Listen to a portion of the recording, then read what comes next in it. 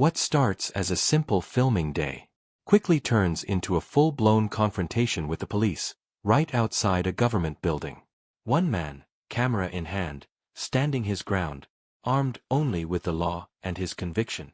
Within minutes, officers arrive, blue lights flashing. And what began as a quiet audit spirals into accusations, warnings, and the threat of arrest. This isn't fiction, this is real.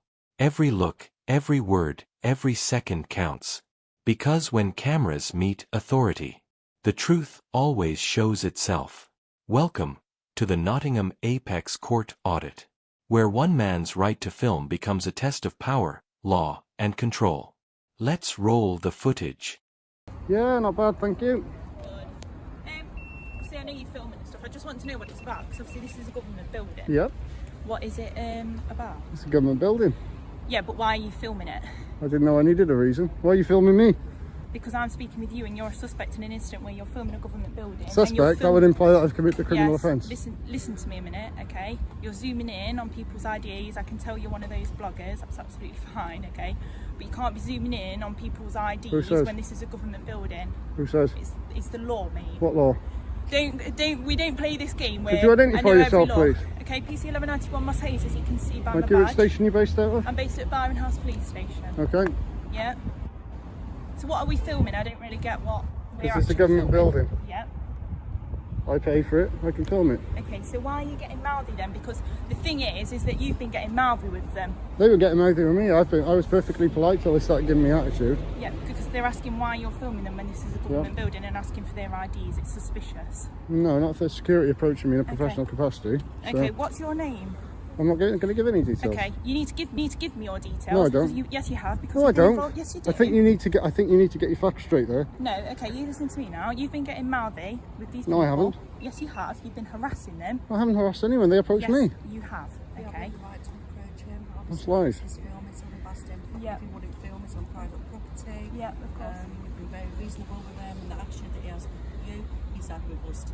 Right, okay. Yeah. What was his reason? There's nothing illegal about what I'm doing. He said he's interested in the Gangmasters and the abuse authority. He's just bullshitting. Right, okay. Basically. I don't agree with the word that he's saying. Alright then. Okay. So we would like him removed. Is that a possibility? Yeah, of course you can. Is there I'm in a public place. No, it's not been threatening. Listen up. This is the exact instant the calm tour turns into confrontation. An officer steps in, voice steady, and the filmmaker's casual mission suddenly becomes a matter of interest. The cop's opening line, asking what the filming is for and calling the filmer a suspect in an incident, flips the script. You can feel the temperature rise. A routine recording turns legally fraught the moment authority names it a problem. This clip is pure hook, identity, accusation, and the first legal shadow over an otherwise ordinary street shoot. But obviously he's not corresponding with us. I've asked him not to video. I've given us the reasons, which are valid reasons why he's become argumentative, and really I'd just like him to be removed from site. Yeah, that's fine. If you just want the other staff member, if you just send the other officer down just to confirm it all, and then we'll sort it. My staff and your colleague. Get your colleague in the male that I spoke to earlier as well for me. So why two vehicles on blue lights for somebody not breaking the law? Because I was told that you were being quite abusive to staff and you were filming a government building. Well, obviously so, someone's in our lied to you then, haven't system, it's grade 1, which means that we travel on blue lights and sirens. Okay. And it's 2 vehicles because we're in a car each, so it's actually only 2 officers. Okay. So do you have like a YouTube channel or something? You know, you were a bit hostile with me to start off with, demanding my details, so I'm not going to give you any information now, thank you.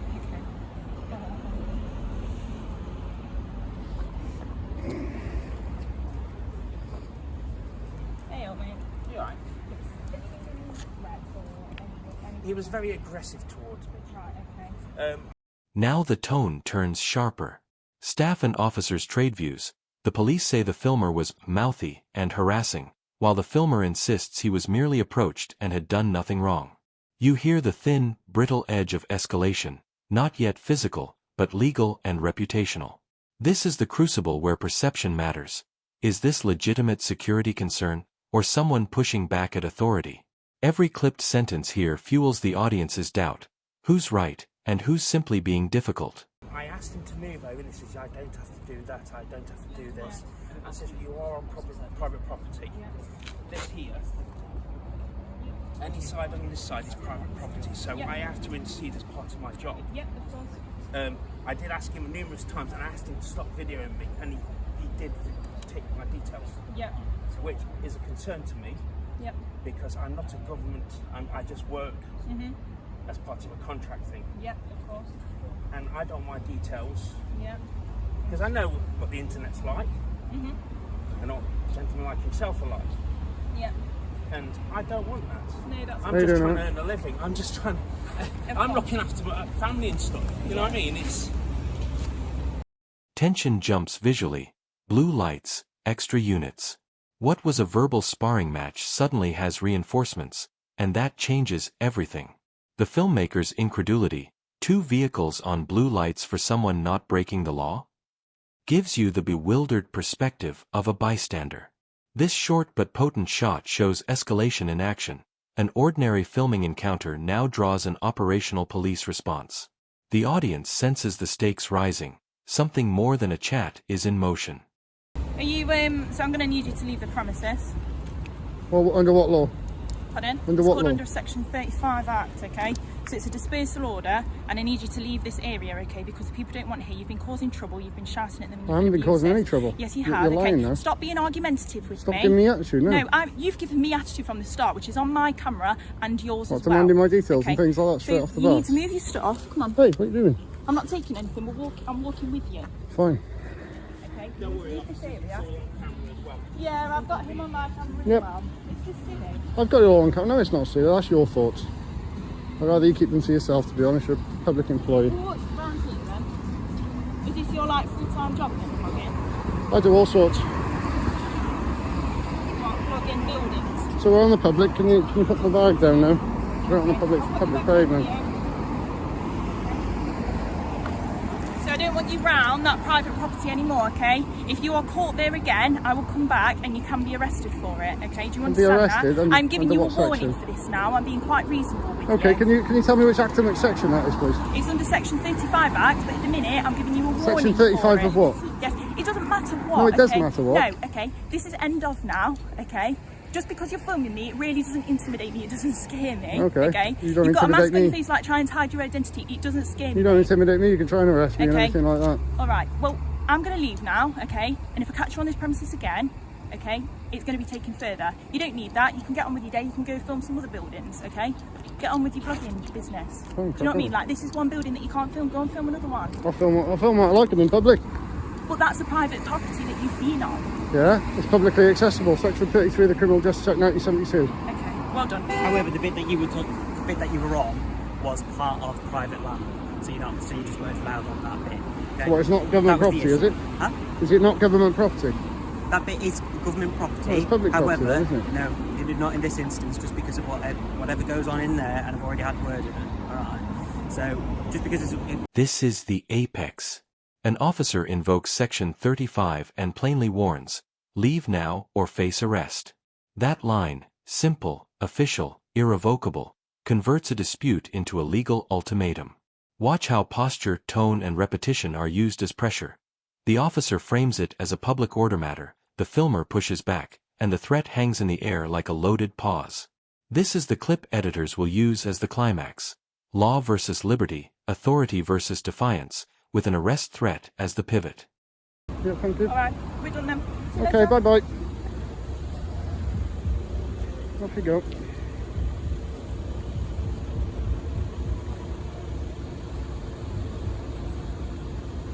What a joker.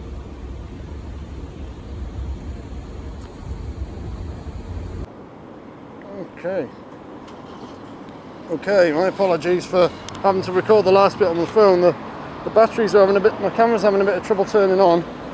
I'm not going back in there, but just to show you, there they are, they're still there. I'm out in public, so they can't do anything. And they're trying to get me for antisocial behaviour.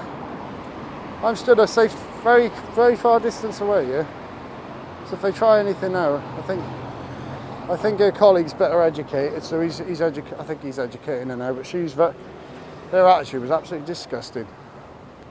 And That's a police constable, she is. And her attitude was vile, honestly.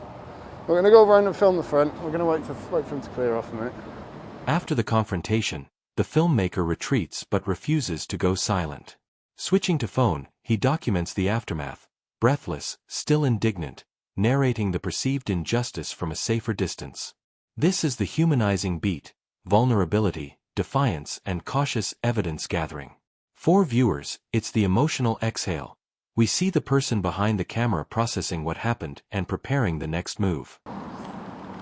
So there's the front of the building, Apex Court, the Gangmasters and Labour Abuse Authority. So I know where's public. Where I am now is public. Apex Court. I've got the GLAA up there. I think they're upstairs, to be honest. We're out in public. There's the front entrance. It seems like the main entrance. I'm gonna have to look GPA up as well. Yeah, that's the GLAA upstairs, isn't it? They're up there.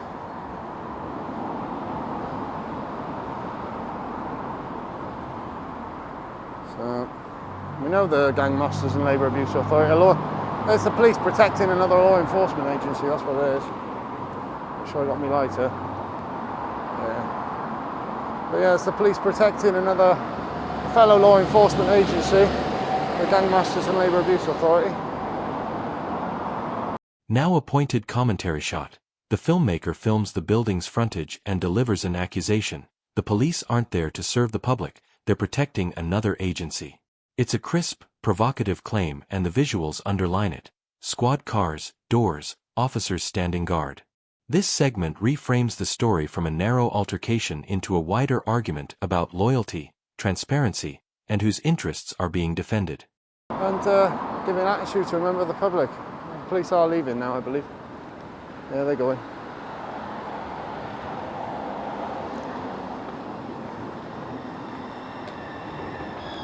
Yeah, that was insane. That was an insane one, that was. I think the police, or at least one of the police officers is leaving. That's Snotty Karen, I think, is leaving. So, I just saw one of the police cars moving now. But they aren't actually that keen to protect their own police cars. It shows they don't care about the public.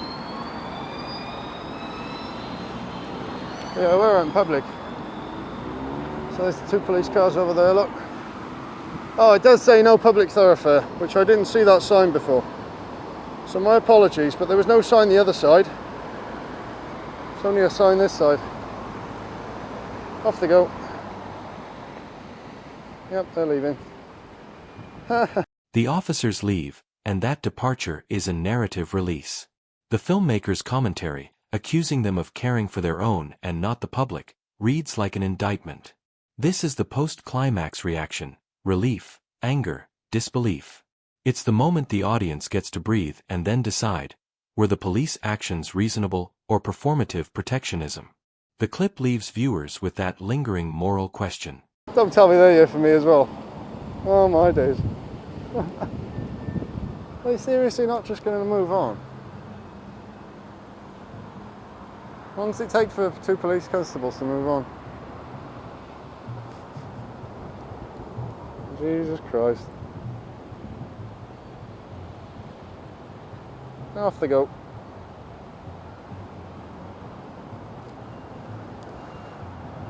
Jeez, that's Nottinghamshire Police. Blue lights.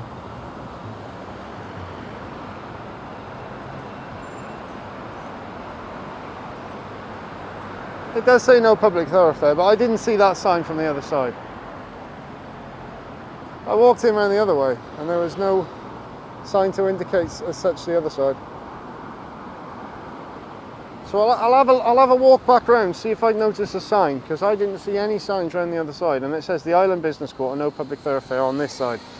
I didn't notice that before. So yeah, we're going to walk back round, see the police coming back out. The snotty Karen. Absolutely muppet. You know what she is, don't you? Oh, there's the sign there. Well, it's not clear to see, is it? Nottinghamshire Police, tyrants. There are tyrants in Nottinghamshire Police threatening to arrest me for antisocial behaviour and things like that. Thanks, mate.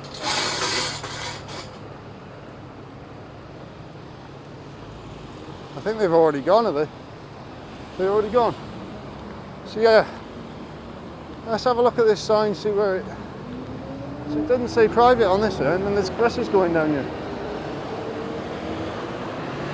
Property managed by vans. So yeah, that has been the Gangmasters and Labour Abuse Authority Apex Court. Police interaction, threats of arrest, filming. I will have to look that up because I know about Section 50 of the Police Reform Act. Not sure about Section 30, was it 30? Closing beat. The filmmaker discovers a no public access sign he missed earlier, re-evaluates the legal landscape, and announces a formal complaint. This is the denouement, information that complicates the narrative and a vow to seek redress. It's tidy, provocative, and purposeful, an ambiguous mix of oversight, obligation, and the promise of escalation through complaint. For viewers, it's the rare ending that both answers and deepens the mystery. Was he right to push back, or did he misread the ground? Either way, the story ends with agency and the promise of further consequences.